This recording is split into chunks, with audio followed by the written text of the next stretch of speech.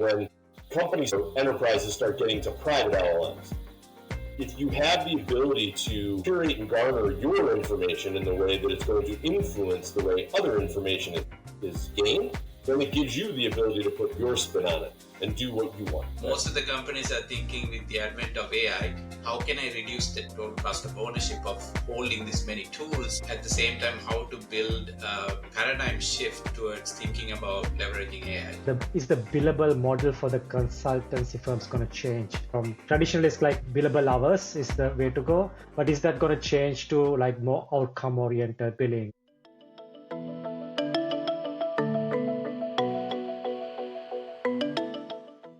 Hello, everyone. Welcome to another exciting episode of Our Tech Chronicles podcast. We are on episode 32 today. As always, we have another exciting episode to cover today.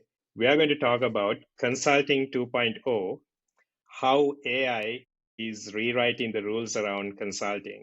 With this, we are going to cover high-level areas like the evolution of consulting in the era of like AI, how people and timelines are getting reimagined with the rise of AI. What is the future of consulting is going to look like? And finally, to wrap it up with marketing and selling consulting with the age of AI. To talk about this exciting topic, we are joined with a special guest today. We have Jerry Roper joining us today. Jerry is the Chief Digital Architect at Deloitte Digital, part of Deloitte Consulting in the US. Jerry was actually my boss back in the day when I worked for Deloitte. But over the years, he has become a great friend and a mentor. He actually brings over 25 years of experience in enterprise technology and consulting leadership. And he's one of those rare people who combines deep industry insight with a down-to-earth, get-it-done mindset. Super excited to have you on board, Jerry, and looking forward to hearing how the consulting world is evolving. Welcome to our podcast. Thanks for having me. Great to be here with all you guys. All right. So before we dive in, we typically have this icebreaker question we throw out to our group. If you are to pick an aha moment that you realize that AI is really changing and have impacted something, either in your personal life or like at your workplace, who wants to go first? Well, I can go first because this happened like yesterday or day before yesterday to me. So Microsoft released the Copilot agent interface and I tried it out. It took me maybe 30 minutes to spin off an agent on like a specific program, and it could like interact as well as, anybody could with me. So that was a really, mind-opening moment for me. Interesting. I can go next. As you all know, I started doing independent consulting a couple of years ago. So my aha moment was that I realized with a really lean team, I can go as broad as possible because of AI with like various technologies, creating documents, creating deliverables, all kind of by maintaining like a super lean team. So I'm kind of loving exploring all those options right now. I can go next, maybe. Not very glorified, but I use AI to kind of summarize large text into impactful bullets so I can put it in a PowerPoint.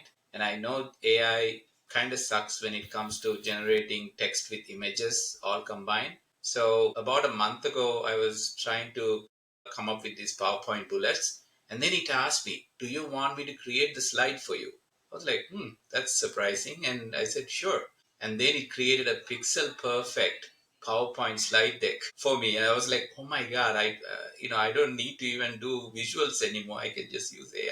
Sean, I don't know if if you haven't tried Gamma for that. I should try that. Earlier in the year, I was playing around and got the revised version of Cursor. And so I was playing with Cursor and building kind of an application that was just really more simplistic around how it evaluated different documents to come up with differentials or the different types of meanings of words. Like you could create versionings of the same document. Different, think of it as different feminine versus masculine or more premise, context in one way or another to allow you to kind of document these. And I was doing it just to kind of screw around with how to come up with some kind of application. Well, I just retried the whole exercise about 3 weeks ago on Gemini 2.5 from Google, and I did the whole thing 5 times better in a third of the time. That's pretty cool. All right, so let's dive in. So let's start with the evolution of consulting that we are seeing, right? Like so from the traditional spreadsheets to smart systems. So Jerry, what type of evolution you have seen in your day-to-day like work life with the how things have shifted because of AI? AI has really, I think, had what I would consider to be a unique impact to what is the mind share kind of approach to consulting. It's not changed, in my opinion, what consulting is doing today. Right? This is just like what I think about it and what I do every day kind of experience. But what it's changed is the amount of time and iterations you could do certain things in. So the what you know how to do, or the thing that you are thinking of doing, you now can do that same thing faster, or do multiple iterations of the same thing, right, to get through that iterative process faster. So, when you first started all this, a lot of it was research and generating information and bringing out, which on the human side of connecting to people or connecting to processes and things, you still have to do that part. But where you can now organize your research and organize the time it takes to evaluate those things, or bring certain points of view together around the different contexts associated to whatever that challenge or problem that you're trying to solve is, it's 1,000 times easier now to aggregate all that or bring that all together in a poignant way. So that's, I think, where AI has just enabled the ability for people who understand how to prompt and use it to get from A to B faster, or to get version 1, 2, and 3 quicker. Now, does that mean that it changes what they need to do to get everything done? Part of that turns into the other side of where, you still have to do a lot of the traditional data level work, depending on what kind of consulting you're doing. So if it's strategy consulting, right, there may be a difference of opinion. It's a bunch of smart people trying to figure out what direction to go, or what change to make, or what areas a business should take risk or minimize risk in. But if you're in technology consulting, big system package consulting, things of that nature, how do you analyze, right, the things you need to know? So we see like certain tools that allow you to take a website. I want to re-platform this, redesign it, come up with different compelling content that may be associated to what your business does, how it does it. Well, now you can analyze that whole web property in thousands of pages in a very small amount of time. What used to take you maybe 2 or 3 weeks to do, you could do in 6 to 8 hours. And the gain of that time allows you to put a better point of view, or a better approach, or a better analysis on what you're trying to deliver, right, to your client. So the next phase of this is what I think is going to be a lot different. And that's where different capabilities are going to come out in how this may change in the future.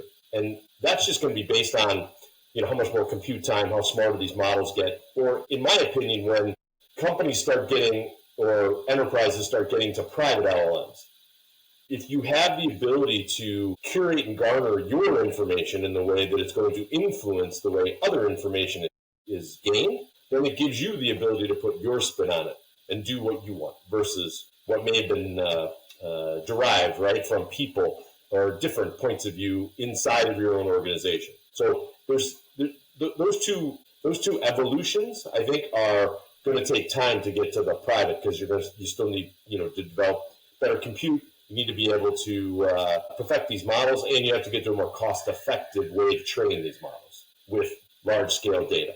But in what you're doing, and how things are being done today, it's saving a lot of time. But I don't know how much it's advancing. A lot of people that I see pull it, I don't know how much of it's advancing, right, what they do. It's just allowing them to do it faster. Right. So with the acceleration, obviously, like we all have experienced like various levels of accelerations. Like, does that mean, so if you, for example, take like in the consulting world, typically like a discovery type of like an engagement or a phase, used to go on for like about 8 to 12 weeks, right? Does that mean like those phases are shrinking, or like you can kind of would maintain the same duration and like deliver more value within that timeline? If you think about traditional technology implementation, it's really expensive to analyze, right?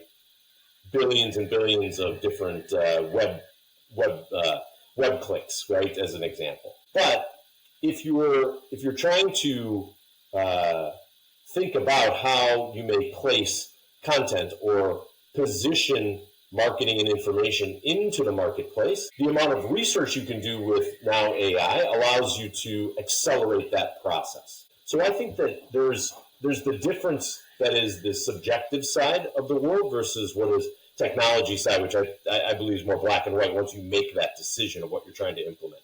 So that subjective side is the thing that is shortening. And whether that turns into less time spent there or it gives you more time to move forward, I think what it does is it helps de-risk what is your alignment process to the decisioning so that there's more time and iterations that you can put to the decisioning because the research comes together so quickly. You can spend more time around how you get to the final answer that everybody agrees to so that that implementation can move forward in a more confident manner.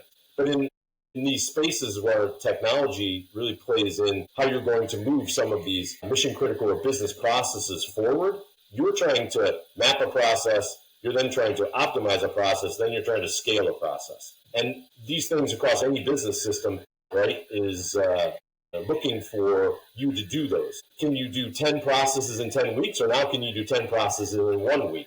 It all depends on that complexity, but the research to figure all that out is what is slimmed down. The amount of time it gets you to that decisioning, I think, is a lot less than what it used to be. Yeah, so Jerry, with that, maybe let's kind of switch to the next topic. I think this is a good segue.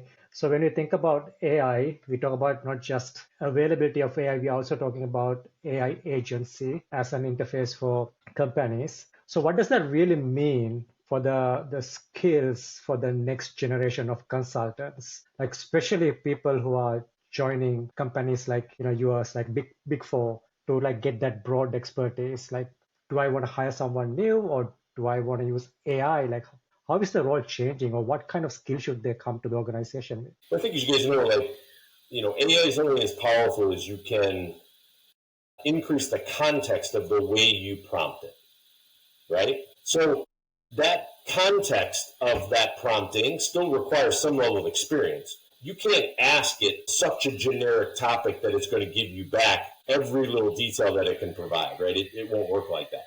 So I think that that's the chain of reasoning reference, right, is where I think as that gets better and as the interface goes from a one-way to a response, I prompt you, the LM, it gives me back a structured response. And then I may take that and ask it questions. Once the interfaces become more bidirectional, right, and that chain of reasoning becomes better in how it has short-term to long-term memory plus conversation references with you, then what you do from an agent perspective, you may be able to say from an agent, go out and find me, right, all of the competitive analysis around this topic. And once you get it, come back and let me know that you're done.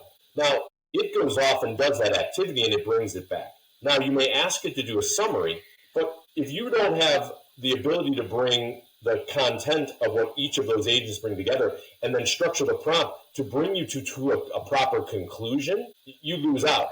Does that mean like a guy like me needs, just somebody to build me a bunch of agents because I'm theoretically like have the experience to mesh all that together, but now these agents make it easier for me? Or is it something where someone who's brand new only needs me to give them the prompt, and then they can do the thing that I would have been able to do at a third of the cost or a tenth of the cost kind of scenario?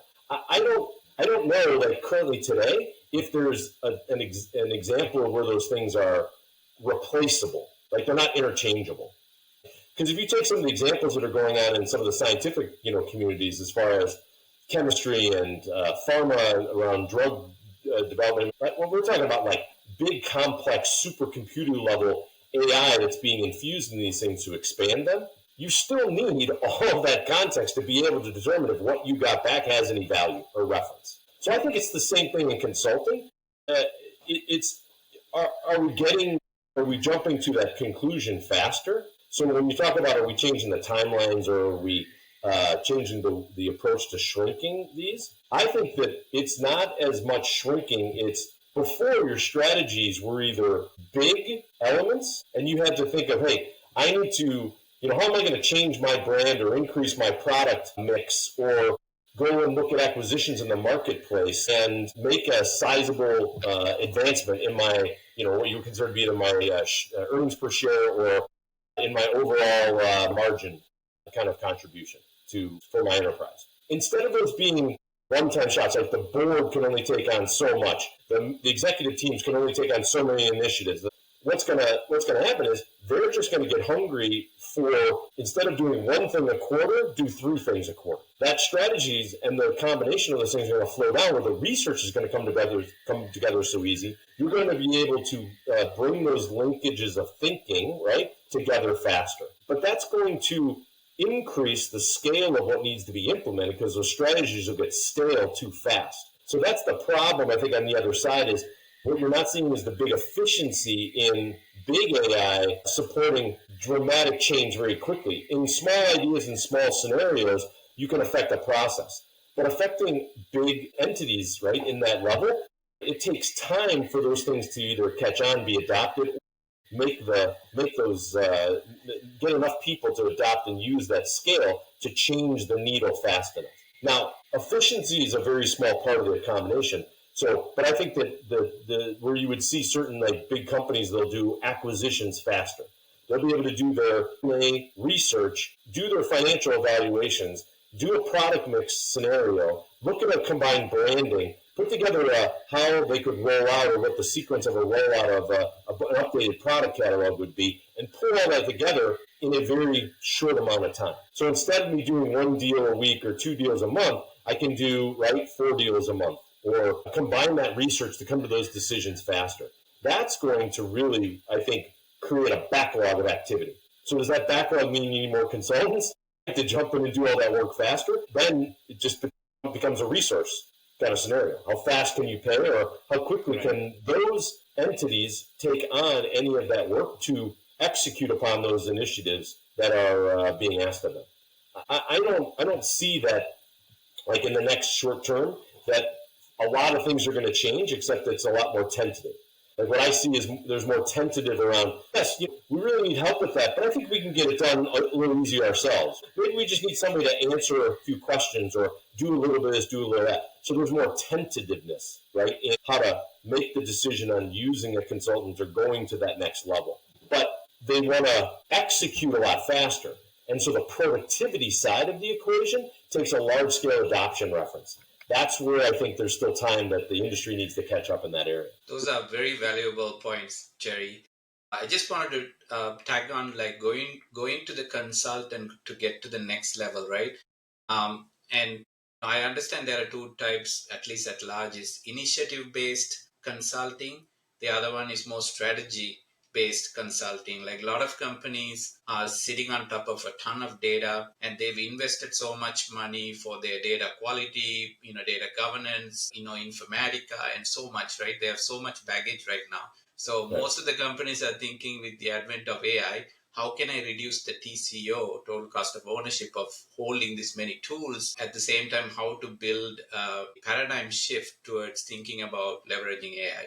So in those areas, where do you think the consulting is going to evolve next? Because I feel like the time when we needed SAP consultant or Informatica consultant now looks like it's shifting elsewhere.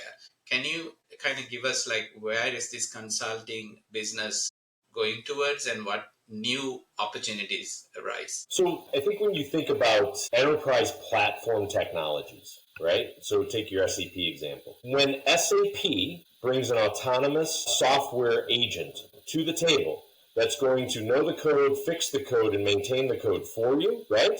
That's when you're going to not need too many consultants to do any of that work. That's a good one to put it there. But you talk about, I mean, to be honest, I don't know the exact number, but, you're talking about millions and millions of lines of code, right, in these big platforms that do all different kind of levels of, different modules and different base workflows, right, that kind of flow through them. And they're highly configurable. So what ends up happening is that can you ask an AI agent to configure something for you? Or do you have to give it all the configuration and have it just enter it and then validate it for you? So I think that latter execution is probably going to be the easier first step. So what I'm going to be able to say is, I implement SAP, I implement Oracle, I've done it for 10 years. I know all of the steps to do in these baseline use cases. And you're going to put together similar to like what might have been an RPA type of activity, right? Where you fill out a spreadsheet, you execute a script, and it updates everything. I think AI can take it two steps farther, which will allow you to string together those sequence of, from that agent perspective, is update this configuration, right? Validate the configuration conforms, right? Test the configuration, so run a set of scripts against it, and using, right, agents that can have browsers and can emulate certain personas, you can tell it to try and fix or execute certain types of activities that a user does. Now, so with all of that, that's, I think, where you're going to have the ability for those kind of platforms to come up to speed a little faster in what they do. But the amount of data that they produce and the amount of data they kick out, if you think about the monitoring aspect of a large enterprise system, right? Just the observability. And let's say, you've got 1,000 plus users using that system, and you're getting click by click, monitoring by monitor, reference by reference of everything they're doing, like in a screen, everything they're hovering on, every field they go into, every drop down they do, blah, blah, blah. You're talking about a 10 to the, a power to 2, power to 3 type of level of heuristic data you get about all that interaction. And so to analyze all that data, you need something that's going to net it down. And I don't know if AI is in a position today to be able to net that down to, hey, you did this, went there, did that. We looked at the whole thing. Now we're going to come back and just give you kind of a modified screen that simplifies your workflow. That would be the ideal end state. But we're really far from that because, like I said, it takes a lot of compute power to get to that and then allow a trust type of environment to change the software without a human input into how that's being updated. And then allow that user to be in control of kind of how their interface would look on top of an enterprise type system of SAP. Because the controls and audits and the different, think about the SOX compliance kind of scenarios, right? They're based on the ability for the system to know that everything's being done the exact same way and you can track it all. Well, now if you modify everything in the way the system works to make it compatible to the user, you kind of lose a lot of those controls. So I think there's a lot of that, how you speak about what AI can do, but how it actually can be put into place. A lot of things would have to come around and change in the next 2 to 5 years really to make that work well enough. And I keep going back to the compute. I mean, it's so expensive and so costly. And until they build probably 1,000 more of these big data centers, it's going to be able to run this thing for these type of interactions to be able to track at that minutia level. There's got to be a patterns recognition type of orientation that's in the middle of all this. Like I have to be able to net patterns down and synthesize them in a way on a localized level versus everything going back through a token to a Gen AI backend system. Like there's got to be a way to simplify some of that compute read effect that goes on, like how I read the way the screen works, how I read what the user works, and those kind of things. But that's really where, if you got to that point, you start to remove what is the need of somebody like myself that may know how these systems work and can give you kind of a best practices approach. Now you're just trusting that users will get you to that best practice because it's what's better and easier for them to do their job. Not what I'm trying to tell you is the easiest way for your people to do their job. Right. Yeah, it's kind of very fascinating. I mean, like it's really hard to comprehend like what's next to come, right? Like because based on like the acceleration and the evolution of AI, I would say, right, that we have seen over the more recent past versus where it is going. I mean, like bulk of the new roles or like new types of work that people are going to be doing has not even been thought of yet. So that it's pretty interesting to kind of see where everything is going. You think about one of the the big opportunities in this with a lot of agentic references is how to shrink a workforce so you can become more streamlined with what workforce or what repetitive activities can be done through a string of agents or some type of string of reasoning with agents behind, like supporting all that activity. I have this foundational math problem with replacing a human, because if humans did factory work in offices, right, they would have been replaced or automated a long time ago. You know what I mean? Like, so the factory line with the guy who drops this thing, bolts that thing, and does that 100 times a day, right, for 100 cars coming through, it would have been that simple. If, when you talk about on the other side, the challenge with automating a human repetitive work task is that there's so much subjective reasoning that goes into minutia level, right, decisioning that has to support what they do and how they do it. And they naturally, obviously it depends on the person, but I think most people are naturally trying to figure out how to make their challenge or the job they do, they're trying to make it easier. Like, rarely does somebody sit there and make it more complex on purpose, right? They may avoid the work because they're procrastinating, but they're trying to, at some point, make it easier somehow, some way. So I think that's the part that AI agents, in my opinion, are nothing but the same thing that an RPA action is, right? But what you've done with an agent is you have a better way to expand the capability and the ecosystem around how that agent works. So it can take into its reference feedback and update and modify in little ways, right, what it does, how it does. But for it to replace the subjective thinking, it has to take a lot of reasoning into play. And steps of a workflow or stages of a decision can be given to it. Until it has a huge sphere of influence, right, on where to go, what to do, it's only going to be able to act within a small range. But guys like us are going to be able to sit there and go, okay, well, great, we saw how this worked in these agents. We need to add these two others, and it's going to move that process forward 20%, 30% more efficiently. So there still is going to be this review of process and understanding what people do. So the replacement of humans is going to be difficult. The replacement of friction processes or things that require a lot of informational research to get done. You take simple call center types of activities, which are around how do you answer someone's question. If somebody's asking you the question and an AI agent's listening in the background and pulling and teasing and bringing the research forward for that customer service agent to do the interaction, that's hugely invaluable. But still, that customer service agent and replacing them is going to be hard. Now, scaling it down, maybe you could do that over time, but you take a lot of risk by getting rid of humans in the loop. So these are going to be tentative activities that people are going to step into and go through. They're always going to need, I think, subjective criteria from a consulting organization or from someone on the outside, from a third party, to help them understand the decisioning framework and the way to do these things. But then, that gap's going to close. So if you think about the change of roles, I think one of the things, Rush, that we were talking about earlier was that consulting teams in the general sense are going to shrink. There's just no doubt about it, because these tools are going to help. How fast do they shrink is all going to be based on the tasks that each individual can perform. So if you have functional people, you have PMO people, you have developers, you have architects, you have QA people, blah, blah. You have these string of teams that interact to accomplish certain types of large-scale implementations. You may not get rid of any of those roles, but you may combine them together so that one person can act in 2 or 3 contexts using some of these tools to expedite their work.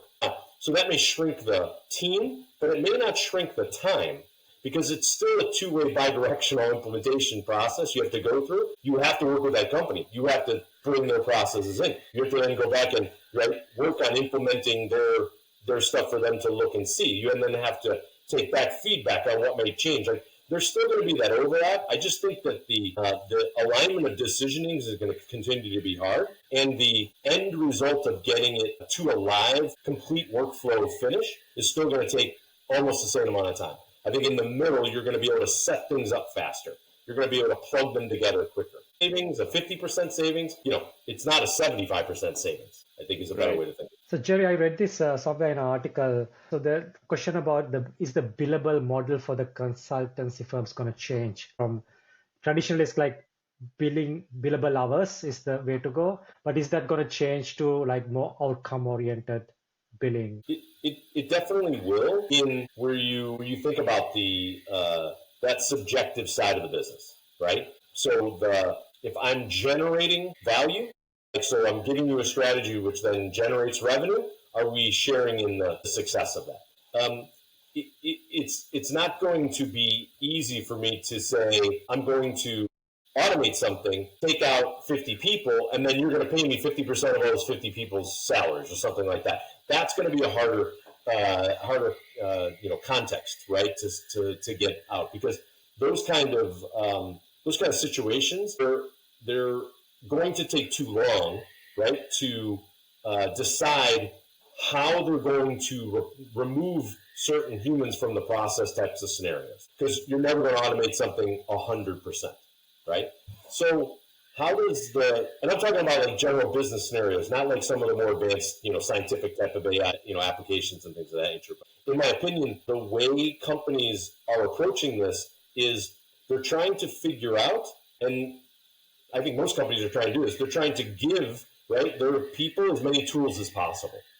And then they're trying to see what sticks and works. And that's not a bad idea when you're talking about like the co-pilots of the world or certain types of utilities that are offered and available, like vibe coding kind of scenarios and things like that.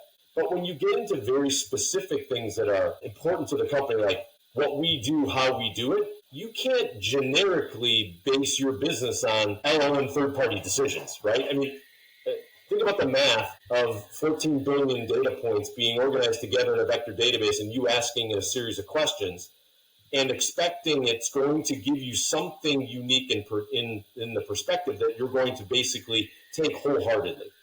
That's never going to happen, right? The thing that's going to come out of it is much more of how information, right, spurs your next thinking, or the way you would change the prompt to change to the next thing you would need to think about, or how would that change your perspective? And that's, I think, what you would go through quicker. But once again, you still have to be able to change that prompting to do it. Right. It's interesting. I mean, like we talked a lot about from a consultant or consulting side, a lot of changes happening, a lot of acceleration happening. There's like all these lot of tools. So if we kind of look at it from the client's perspective, they are also evolving, right? They are also leveraging a lot of AI. So what does that mean? Does that mean that the need for consulting is shrinking, or the need for consulting is growing, right? Like from your point of view, what changes have you seen in terms of selling consulting, from going from more traditional relationship-based selling to more insight-based or like product-led type of selling techniques? I think it's accentuated the relationship sell even more, because there's so many more misunderstandings of what that world can do for you. And so I would think that my clients and the people I work with, right, they trust my opinion because of my experience and background and my willingness to stay up to speed on tech trends and things that are changing and stuff that's going on. So they value the point of view that I bring to them so that they can understand how to, in their right daily interactions with their colleagues, right, understand how to evaluate the things that are challenges to them and the problems they have. So consulting, for the most part, is there to help from a two-part perspective. You may not be able to buy in or afford, or you don't want a singular siloed type of point of view. So when you go to an outside consulting, you're getting what is a more influence, right, of a lot more information sources and a much broader approach of how you might deal with that industry, or how you might deal with that specific type of technology you're trying to get done. Consultants can do it more and more, plus they may work in a specific industry with the business context, the vocabulary, and also the understanding of how that industry or how that business runs, right? That's kind of the primary for consulting. But the other side is that people just don't want to hire all those people all the time. Right? So you need a temporary workforce. So that temporary workforce that's important for, like, I think where the technology implementations and the big platform implementations come in, is really a key part of this. That's where consulting organizations, are we just going to implement software 3 times faster, or are we going to do 3 times the amount of projects? So software companies are going to get better and bigger at what they do. Are we going to be able to challenge and solve those problems faster? we don't lose any opportunities, right? Because there's more and more challenges coming. The faster information flows, the more it makes people question what they do, and they need help with that. So I don't think we lose, like what I would consider to be scale. I think what happens is that the way you sell it has to be positions value faster. You have to be able to show incremental value. There's no more waiting 12 weeks for an answer. There has to be answer. We're building a thesis, and the answer and the perpetuation of that thesis or that hypothesis, right, to that conclusion has to be validated every week, and you have to be able to debate, change, and course correct, right? And that interaction, the research is done much faster, therefore you have to be able to expose it, you have to be able to gain feedback, and you have to be able to adjust on behalf of your client and what their business challenge is that much faster. The technology side, I think where we're seeing, at least where I'm seeing a lot of efficiency, like I said, is in the upfront analysis and discovery type of stuff. Like a lot of times what we're doing is we're putting together the foundational information, which is the interview research and how we come to the conclusion of here are the 500 configurations you need to set up, here's the 50 user stories you're going to build out, here is the amount of work and effort it's going to take so you can come to the right budget and the right project plan and all that kind of stuff. That comes together with more fidelity and less risk because the time you've spent is much more focused. Now, whether you have 5 people doing it or 10 people are doing it is going to depend on the complexity. So I can't, you can't sit there and say wholesale that it always changes. But I believe that a 30% efficiency in the overall timeline of some of these large package implementations is the intended goal of most large consulting firms. And they can obviously see more uptick in revenue because the minute their software gets used is usually when they start getting paid for it, especially in the SaaS world for these kind of things. So those ecosystems are going to come together. Are the software vendors going to add agentic, self-healing software agents, right, into their environments that replaces the things consultants do on an ongoing basis to maintain and operate these? I think that's an area that they will probably move toward over the next 5+ years because they have to be able to maintain revenue streams long term, right? And as AI comes into it and the need of software becomes blurred against what agents do or what custom applications may be able to do, you now have to bring what I would consider more capabilities to the table. More capabilities are adapting to business process, self-healing and self-monitoring types of applications, and not self-scaling as much, how the scaling of a business model and the expansion of a business system can happen based on simple prompts and activities of that platform. So as it's being used, think of a simple retailer of an e-commerce site. They have a product catalog, and now they've decided that they're going to add a new category of product. So they can have an AI agent inside of the back-end system, which will then walk them through and take them through how to set up the categorization, build out the product set, set up pricing analysis, allow them to give a competitive design around what the front end should look like, give them suggestions on content, product descriptions, and images for that product type. All that kind of stuff that usually we would come in and help them all do set up. Yeah, right. If the business context is there and I'm just adding a slice to it, you should see that would be where an agent would, an agentic type of environment would be very helpful because you have an ecosystem of information that's already flowing and it'll have a baseline of context and a baseline of data that it can hold on to and say, hey, this is where you should go. This is what's going to benefit you. This is how it's going to work best. Also, too, based on the interactions and how customers are buying or how information and things are flowing through these systems, it should be able to give you back suggestions or even update, right, business flows and processes based on how that works. But it still means that it was set up the right way in the beginning for it to work the right way. Then it can be optimized from there. So that's why I keep going back to is that somebody, usually it's a human, has to set up the initial process. You got to put the initial seed and the genesis of this stuff in place and put the context and guardrails around it for any of this optimization of automation to take hold. Yeah, no, for sure agree with all that. I think that was like some really good coverage. We talked about some really impactful aspects around like consulting from both sides. Like so, we talked about like the evolution of consulting, how people and timeline aspects are reimagined, what is the future of consulting, and how selling consulting is evolving and changing. Again, a quick note to our viewers: if you are interested to learn more about these types of topics or listen to our valuable guests like Jerry today in the future, please tune into our podcast, subscribe, and continue to follow us. Jerry, thank you so much. As always, I always learn like whenever I talk to you about any topic. Really appreciate you joining us and trying to educate like our audience as always. Thanks again. It's been my pleasure to talk about my thoughts and opinion about the consulting world. So, this is really the way Jerry Roper, think about it based on my experience and background. And people may not agree, but I think that it's enough information to put into our next chat GPT session and figure out if I'm right or not. Thank you so much, Jerry. Sounds for your good. time. Thank It was a you. real pleasure. All right. Thank you.